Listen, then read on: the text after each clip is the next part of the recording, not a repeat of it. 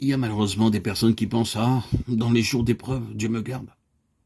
Mais à l'époque de la prospérité, je n'ai pas besoin d'être gardé par lui.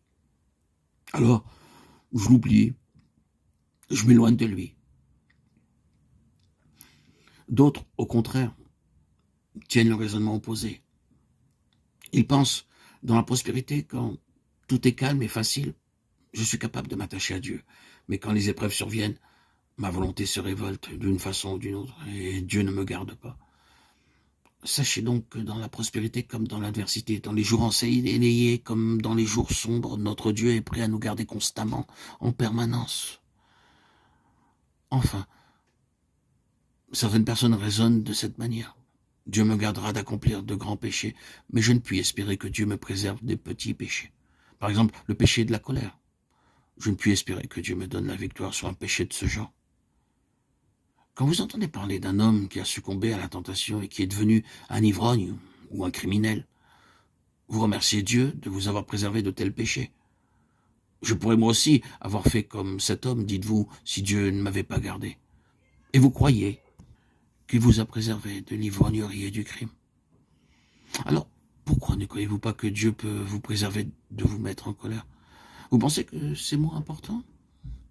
Vous ne vous rappelez pas que le grand commandement du Nouveau Testament est « aimez-vous les uns les autres comme je vous ai aimé ».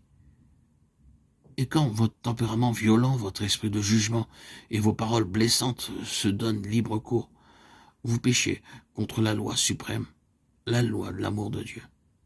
Et cependant vous dites, Dieu ne me délivrera pas, Dieu ne peut pas.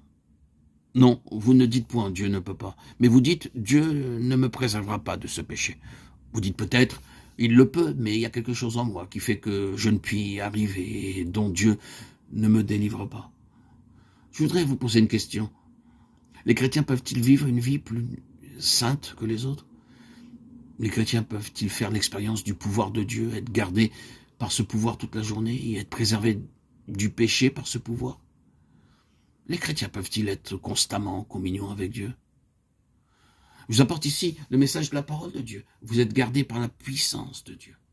Si vous vous fiez entièrement et absolument à la puissance de Dieu, il mettra son plaisir à vous garder. En vous, il s'établira. Certaines personnes pensent qu'elles ne pourront jamais arriver à ce que chaque parole qui sort de leur bouche soit à la gloire de Dieu. C'est pourtant là ce que Dieu attend d'eux. Dieu veut mettre une garde à la porte de leur bouche. Et si Dieu veut faire cela, ne peut-il pas garder aussi leur langue et leurs lèvres? Il le peut, bien évidemment. Et c'est là ce que Dieu fera pour ceux qui s'attendent à lui.